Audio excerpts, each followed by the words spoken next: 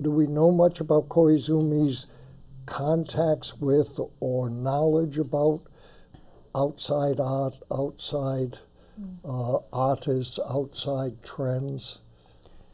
Koizumi came up through a very traditional route. His father was a teacher of calligraphy as well as a woodblock carver.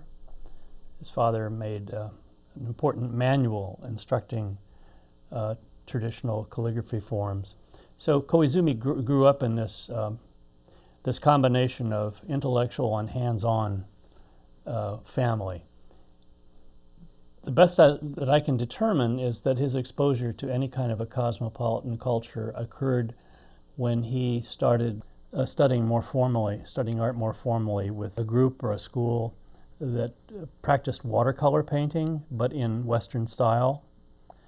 There were a number of these groups, the biggest of them probably centered at what is today Tokyo University of the Arts, Tokyo Geidai. This is where artists who had traveled to Europe and to America returned to teach.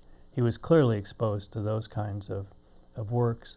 Later in his career, in the 20s and into the 30s, he must have had contact with the wide range of visual culture available in Tokyo, but I'm not aware of his actually being exposed to particular living European artists. Or, you know, any of us who work on Japanese history, if you go into these years, the books, the volume of materials being translated from foreign languages into Japanese is just phenomenal. And we talk about cultures in Japan.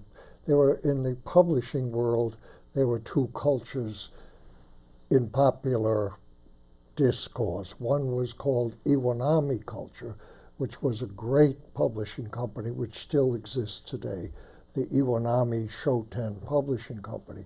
They were translating incredibly huge numbers of basic works, not just in English, but mostly from Europe, from Russia, and so on. The other culture, which we'll also be seeing, was called Kodansha culture. Kodansha is another great publishing house, which still today is a great publishing house. And they were doing pop culture. They were doing books for targeted audiences, not the intellectuals so much, but the housewife, the rural resident, children, fantastic children books, and so on. And so Koizumi is working in a very tumultuous milieu of swirling influences of all kinds.